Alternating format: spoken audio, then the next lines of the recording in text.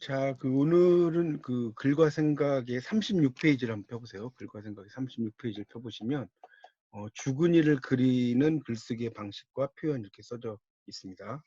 글과 생각의 36페이지. 거기 이제 보면 농아광지라고 이렇게 나왔죠. 농아광지. 농아광지. 이 광지라는 말 자체가 일단 죽은 이를 위에 쓴 묘지명이라는 뜻이에요. 광지란 말 자체가 그렇게 필기하세요. 그게 이제 묘지명이란 뜻이고, 농아라는 것은 이제 농사짓는 아이란 뜻이죠. 우리말로 번역하면 농사짓는 아이. 그러니까 이제 농사나 지어라. 왜 그러냐면 과거에 급제해서 이렇게 나가면 상당히 좀 세상 살이 자체가 쉽지가 않죠. 이제 그런 것들을 이야기를 하는 겁니다. 자, 이 글은 일단 6개로 크게 이제 나눌 수가 있어요. 이제 이걸 이제 6개로 이제 분류를 한다면 이렇게 한번 해보세요. 이렇게 나누는데 어떻게 되냐면 첫 번째가 이제 바로 이 글 쓴 동기죠. 내가 이 글을 왜 썼느냐? 예, 그렇죠. 그러니까 자기 아이가 죽은 것에 대해서 이제 쓰는 거니까. 두 번째가 바로 이제 짧은 인연이죠. 그 자기 죽은 아이와의 짧은 인연을 쓴 것이고, 자, 세 번째가 바로 이제 명명 이유죠. 명명 이유. 내가 이렇게 이제 이렇게 이름을 붙인 이유. 네 번째는 결국 이제 농아와 이별하게 됐죠. 그래서 농아와의 이별. 그다음에 다섯 번째가 바로 뭡니까? 교감이죠. 교감하는 거. 여섯 번째가 농아의 모습. 이렇게 나오고 있습니다. 이렇게 이제 6개의 그 파트로 나눠진다는 걸 좀 알아두시면 좋겠습니다. 자, 그래서 36쪽을 이제 보시면 한번 보세요. 이게 이제 죽은 아이를 그리는 건데, 네가 세상에 돌아왔다가 세상을 나간 것은 겨우 3해뿐인데 그 2해를 나와 떨어져 살았구나. 이게 지금 동기를 쓰고 있죠. 사람이 60년 산다면 40년을 아비와 떨어져 산 것이니 슬프다. 지금은 이제 100세 시대죠. 근데 그 당시에는 60년, 벌써 이 평균 연령이 40년이 정약용 시대보다 몇 병이 지나니까 앞서졌죠. 그래서 네가 태어났을 때 근심이 깊어 농이라고 했다. 그러니까 농사 짓고 살라는 거죠. 그러니까 이게 지금 명명이유가 나오는 거죠. 그리고 얼마 후 집안 형편이 좋아지면 농사나 짓게 하려고 했는데 죽는 것보다 낫기 때문이었다. 그런데 나로 하여금 죽게 한다면 장차 기꺼이 황령을 넘고 열수를 건널 것이니, 그러니까 이거는 이제 고개를 이야기하는 거죠. 그러니까 좀 넘어가기 힘든 거. 그래서 내가 죽는 것이 사는 것보다 낫기 때문이다. 나는 죽는 것이 사는 것보다 나은데도 살아있고, 너는 사는 것이 죽는 것보다 나은데도 죽었으니 어찌할 수가 없다. 뭐 이런 식으로 이야기하죠. 그러니까 아버지의 어떤 정을 이야기하는 거죠. 그리고 아빠가 돌아오셔도 네가 홍역을 앓고 아빠가 돌아오셔도 네가 마마를 알아요. 이렇게 나왔죠. 했다고 하니 내가 헤아리는 바가 있어 이 말을 한 건 아니겠지만 내가 돌아오는 것을 의지할 것으로 삼았는데 너의 원을 끝내 이루지 못했으니 슬프다. 이렇게 써놨죠. 그러니까 지금 농아와의 이별에 대한 이야기를 쓴 거죠. 그 다음에 신혼년에 이제 과천 가게에서 네 어미가 너를 안고 나를 보냈지. 네 어미가 나를 가리키며 말하기를 저분이 내 아빠야 하면 너는 따라서 나를 가리키며 말하기를 저분이 우리 아빠라고 했으나 아비의 아비됨을 알지 못했다는 거죠. 슬프구나. 지금 계속 이제 농아와의 이별에 대한 이야기를 하고 있습니다. 그 정약용은 참고로 이제 6남 3녀를 뒀어요. 6남 3녀를 뒀는데 그 중에서 이제 4남 2녀가 죽었어요. 결국은 6명이 죽었다는 소리죠. 4남 2녀. 남자 넷, 여자 둘 죽고, 그러니까 나머지는 뭐겠어요? 2남 1녀만 산 거예요. 리브라고 쓸게요, 리브. 2남 1녀는 살았고 3명만 산 겁니다. 9명 중에. 그래서 이웃 사람이 서울 가는 길에 소라 껍질. 이 소라 껍질이 바로 이제 교감의 매개체라고 써놓으세요. 이 소라 껍질이라고 하는 것 자체가 교감의 매체예요. 교감의 매개체. 교감의 이제 매개체라고 볼 수 있겠죠. 그래서 이제 2개를 붙여서 내게 전해주었다고 했다. 내 어미의 편지에 이르기를 내가 매번 강진에서 사람이 올 때마다 소라 껍질을 찾고 얻지 못하면 마음속으로 몹시 침울해졌다고 하였지. 네가 죽고서야 소라 껍질이 도착했으니 슬프다. 그다음에 이건 이렇게 표시를 좀 해주세요. 내 모습은 여기서부터, 내 모습은 여기서부터. 그 밑에 가면 드러났지라고 써져 있어요. 드러났지. 자, 이 부분이 결국 뭐냐면 이 죽은 아이에 대한 외형 묘사죠. 외형, 바깥에 있는 모습을 묘사했다고 할 수 있겠죠. 그래서 네 모습은 깎은 듯 빼어났고 코 왼쪽에는 작은 점이 있고 네가 웃을 때 양쪽 송곳니가 드러났다는 거예요. 자, 이렇게 표시를 해주세요. 그래서 이제 나는 다만 네 모습을 생각하고 거짓없이 너에게 구한다. 집에서 온 편지를 보니 내 생일에 너를 묻었다고 하는구나. 이게 이제 어찌 보면 우리 이제 현대시에서 공부하셨지만 이 정지용의 유리창이 생각이 나죠. 그렇죠? 이 유리창 바깥에서 이제 안쪽에서 입김을 불어도 바깥으로 통과를 못하죠. 그리고 유리창이라는 것은 하나의 이승과 저승의 경계잖아요. 이승과 저승의 경계. 뭐 이런 것도 있고 또 뭐 있습니까? 김현승의 눈물이라는 시도 아버지가 아들의 죽음을 묘사한 거죠. 김현승의 이제 눈물이라고 하는 시가 있거든요. 이것도 이제 아들의 죽음을 묘사한 시예요. 예, 지금 36, 37쪽을 펴서 보십시오. 그 다음에 또 하나가 김광균 있죠. 네, 은수저라는 또 작품이 있죠. 이것도 이제 밥상에 아이가 죽은 거죠. 그래서 이 아버지의 어떤 마음을 이거는 뭐 시험을 떠나서 여러분이 상식적으로 알아두세요. 정주영의 유리창, 김광균의 은수저, 그다음에 김현승의 눈물. 또 이제 서양 미국 가수 중에 에릭 크랩튼이라는 가수가 있어요. 에릭 크랩튼의 가수에 뭐가 있죠? Tears in Heaven이라는 노래가 있어요. 이것도 이제 아들의 죽음을 애도하면서 부른 노래거든요. 여러분 이제 유튜브에서 제가 좀 이따가 끝나고 한 올려드릴게요. 유튜브로 해서 이 Tears in Heaven이라는 거 Would you know my name if I saw you in heaven? 아들아, 내가 천국에서 너를 만난다면 넌 내 이름을 알겠느냐? Would it be the same if I saw you in heaven? 내가 천국에서 너를 봤을 때도 너는 그때도 예전처럼 꿋꿋하게 살아가겠느냐? 뭐 이런 식으로 하면서요. 상당히 좀 애처로운 가사입니다. Tears in Heaven이라는 노래도 이제 그런 이 부자의 어떤 갈등 이런 걸 다룬 시라든가 팝송이 상당히 많습니다. 자, 글쓴이가 이제 37쪽에 글쓴이 소개가 있어요. 37쪽을 보십시오. 여기 보면 이제 글쓴이 소개라고 나오는데 정약용 뭐 너무나 유명하죠. 1762년에서 1836년까지 살았어요. 실학자고 이제 천주교를 믿었어요. 근데 이제 운이 좋게 이제 왕의 총애를 받아서 살아났죠. 나머지 막 형제들은 막 참수당하기도 하고 이제 다행히 이제 정약전 아시죠? 정약용 형 흑산도로 유배를 가서 그렇죠. 자산어보라는 책을 쓰죠.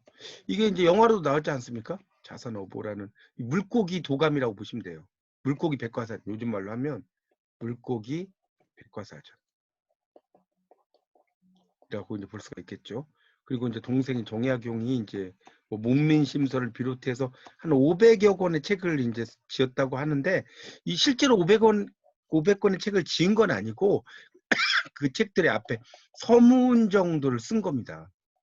그러니까 그래서 공부는 뭐랄까요? 배우면 배울수록 이제 깊어지는 거예요. 저도 이제 500권 다 지었다고 생각이 그게 아니더라고요. 제가 한문학 공부하면서 배운 바로는 이 정약용의 대가분이 이야기한 걸 들었어요. 이쪽에 대가분이 자기가 직접 지은 것보다는 주로 서문을 많이 써줬다 그러더라고요. 하여튼 그래서 이 정약용은 이제 타산이에요. 그러니까 차를 좋아했겠죠. 타산이니까 우리말로 하면 차밭이잖아. 차밭 맞죠? 보성 차밭처럼. 여유당이라고 하는 것은요. 여러분 이 여유라는 것을 알아야 돼. 여유가 여유를 부린다는 뜻이 아니에요. 여유는 뭐냐면 두려워한다는 뜻이에요.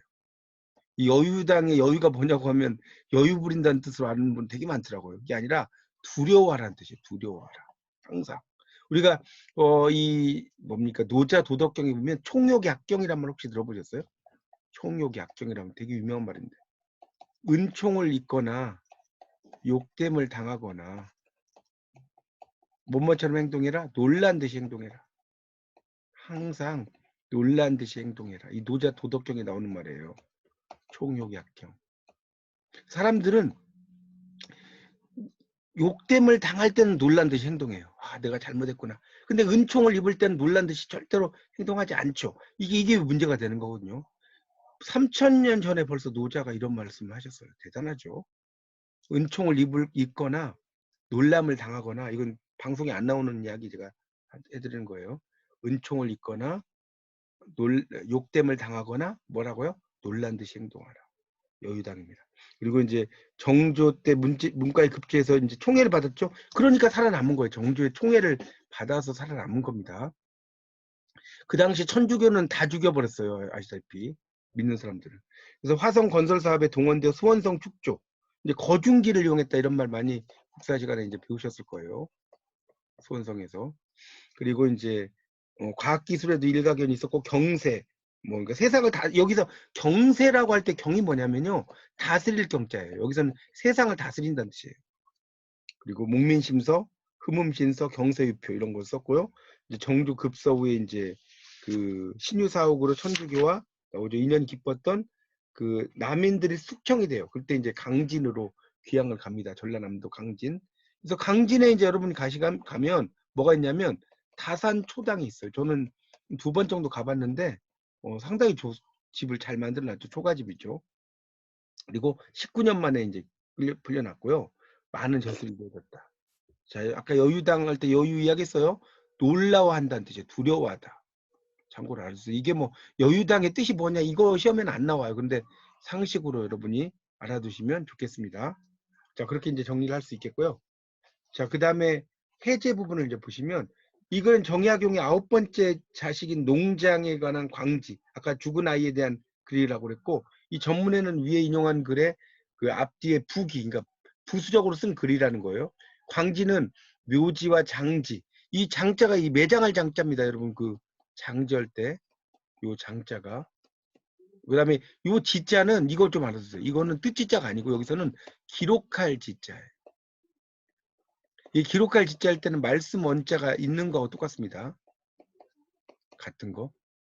그래서 6남 3녀를 낳았죠. 2남 1녀가 살고, 아까 제가 말씀드렸죠. 4남 2녀가 죽었어요. 옛날에는 막 요즘은 별거 아닌 병도 죽잖아요. 아시다시피. 그렇죠? 그래서 벼슬 내서 당쟁이나 부조리한 정치 현실의 골치를 썩느니 마음 편하게 농사를 지면서 몸을 보전하라. 그래서 아이를 농아라고 쓴 거예요. 이해가시죠? 아이 아자를 붙여가지고 농아. 농사 짓는 아이. 그래서 농아예요. 그래서 아들과 이별하는 장면, 소라껍질, 아까 이야기했죠? 교감의 매체라고 분명히 말씀드렸습니다. 소라껍질.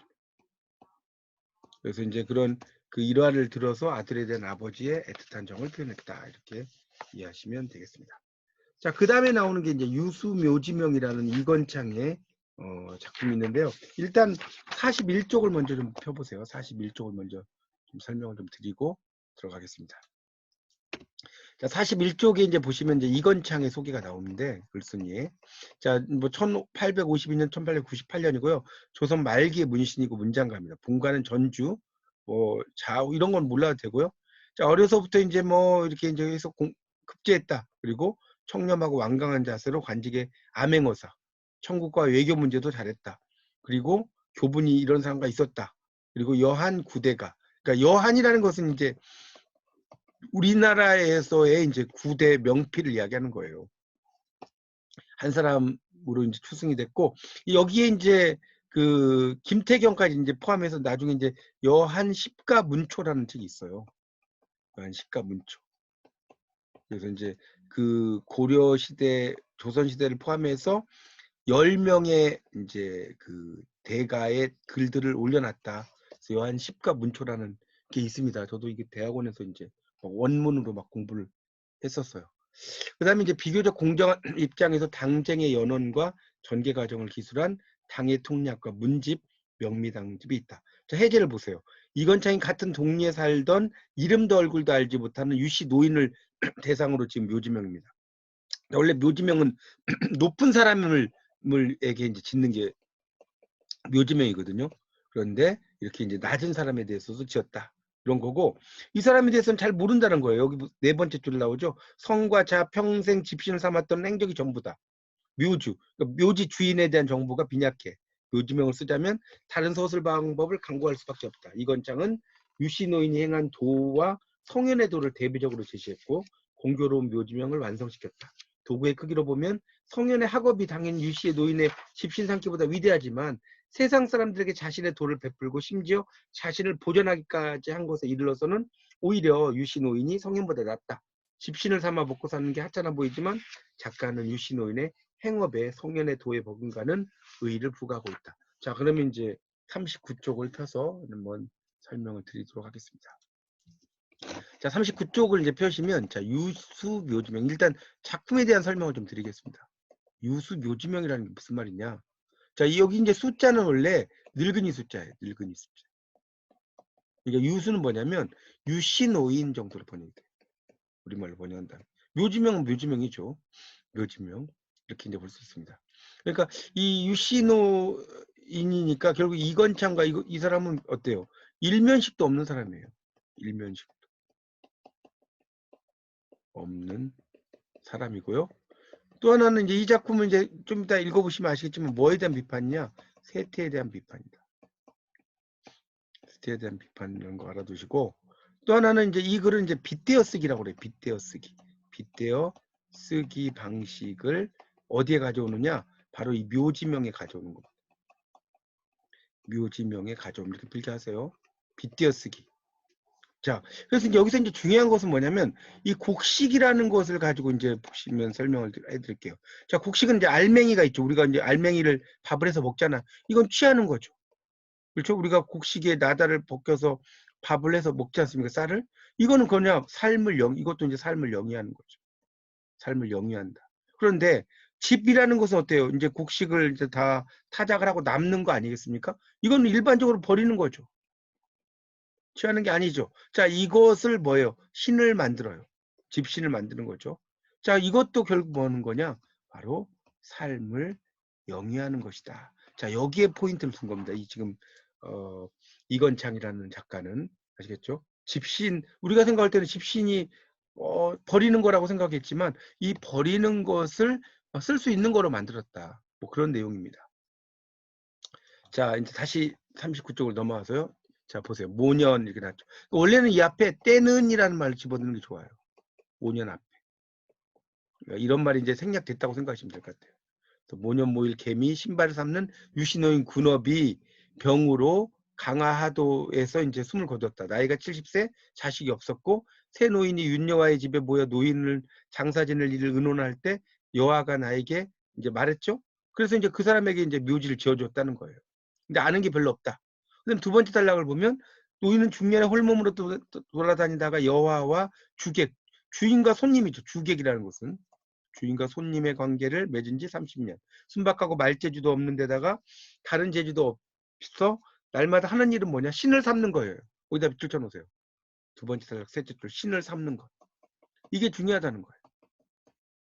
그러나 스스로 신을 팔지 않고 여호와에게 맡겼고 여호와가 신을 팔아 쌀을 장만하며 이것을 보내 밥을 짓게 하고 그렇지 못하면 밥을 못 지었다. 마을 사람들이 가진 것 없이 와서 신을 사달라고 해도 신을 내주었다. 돈을 숨기고 돌려주지 않는 것이 오래되어도 요구하지 않았다. 그렇다는 거예요. 그러니까 결국 이걸 보면 어때요? 이 노인은 재화에 관심이 없다는 거예요. 재화에 관심 X. 자, 뭐에만 전념해요? 생업에만 전념하는 거예요. 이렇게 필기를 해주세요. 여기다가. 그랬다는 거예요. 그런데 그 다음 단락 내가 일찍이 슬퍼한 것은 옛날 성현은 종신토록, 종신은 죽을 때까지라는 뜻이에요. 우리말로 하면 이렇게 종신이에요. 이거 한자로 좀 써주세요. 종신, 죽을 때까지. 한 가지 일도 세상에 행하지 못했지만 그들의 업적은 다 세상에 행해지고 있다는 사실이다. 지금 노인도 또한 한 해가 다 가도록 일찍이 한 걸음도 길에 나다니지 않았지만 그가 한 일이 세상에 행해지고 있다. 비록 그 도구의 크고 작음은 같지 않지만 그렇게 부지런히 하고서도 자기에게 소용이 없는 것은 성현과 같다. 슬프다. 그러나 성현은 이미 세상에 행할 수도 없었지만 천하가 끝내 그 돌을 쓰지 않음으로써 도리어 비방을 초래하고 환액, 이건 이제 재앙 같은 거죠. 근심에 걸려서 두려워했다. 결국은 여기서 이제 이야기는 뭐냐면 이거예요. 쉽게 말하면 성현들은 거기다 필기하세요. 그 밑에다 도를 추구하는 데 관심을 가졌다.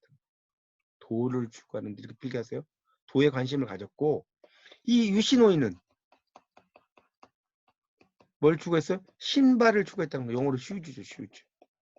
이 신발을 추구하는데 관심을 가졌다. 근데 이 신발을 추구하는 것도 크게 보면 뭐다? 도라는 거다. 자, 그런 이야기입니다.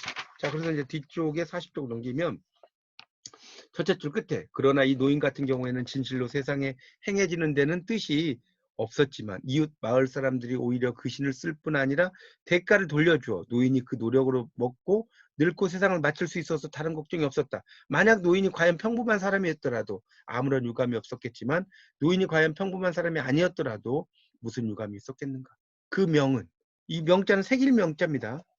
이렇게 세 금자가 있는 것은 세길명이에요. 자, 뭐라고 썼어요?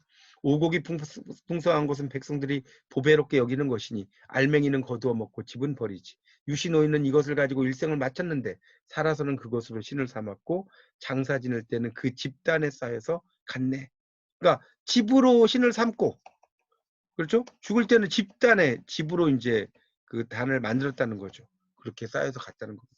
가난한 자기 때문에 이렇게 막 뭐 비단으로 옷을 만들거나 아니 그 삼배 이런 그 옷을 만들거나 이렇게 이제 못한 거죠. 그렇게 볼 수가 있겠죠. 자, 42쪽에 보시면 이제 그 더 읽을 거리 제망자문이라고 해서 죽은 사람, 죽은 아들에게 이제 올리는 거죠. 그래서 보세요. 위에 농아강지와 같이 이 글 역시 죽은 자식을 대상으로 쓴 글이다. 정약용의 글이 어려서 죽은 자식을 대상으로 지은 거라면 송중길의 글은 장성하에 죽은 자식을 대상으로 했다. 이 글에서 특히 죽음을 예감하고 난 뒤 아들의 행동과 심리를 사실적으로 묘사하고 있는 부분을 감상하여 보자라고 나옵니다. 그래서 이제 42, 43, 그다음에 뒤에 44쪽까지 쭉 있는데 이 부분은 이제 여러분이 그냥 한번 쭉 읽어보십시오. 죽은 그 자식에 대해서 이렇게 그 애도하면서 글을 쓴 거다 이런 내용으로 보시면 됩니다. 자, 그래서 지금 4장에서는 죽은 이를 그리워하는 것이고요. 첫 번째가 농아광지, 지자가 붙었어요. 지자. 그 다음에 유습 요지명, 지자가 붙었습니다. 제가 전에 설명 한번 드렸는데 자, 어떤 작품이 어떤 파트에 들어가는지 이게 아주 중요해요. 여러분 이제 기말 시험 보시면 제 말이 이제 맞다고 생각하실 거예요. 그러니까 다시 죽은 이를 그리는 글. 자, 그럼 여기 보면 농아광지. 자, 지자가 중요하다고 했죠? 유수, 요지명. 여기도 지자. 자, 지가 들어가요. 지. 그렇죠? 지가 들어가는 것이 죽은이다. 그러니까 뭐 이걸 이제 여러분 쉽게 외우는 방법은 죽지 이렇게 외우시면 돼요. 죽지. 죽은이를 그리워하는 거는 지자가 붙었다. 그렇게 이제 외우시면 이게 별거 아닌 것 같지만 상당히 중요합니다. 그렇게 나와 이제 다음 중 뭐 죽은이를 그리워하는 작품은 무엇인가? 1, 2, 3, 4. 이해가세요? 그래갖고 이제 그 앞에서 나왔던 뭡니까? 답전부, 또 문조물, 그 다음에 농아강지, 그 다음에 온달전 이렇게 나와요. 그러면 이제 그런 것을 여러분이 잘 이해하셔야 됩니다. 자, 일단은 이제 그 사과를 했고요. 일단 한 번에 이제 하나씩 해서 이제 올리는 게 좀 좋을 것 같아요. 그래서 일단 제가 그 종료를 누른 다음에요. 종료를 누른 다음에 그 다음에 좀 이어서 이제 그 뭡니까? 내용을 좀 보도록 하겠습니다.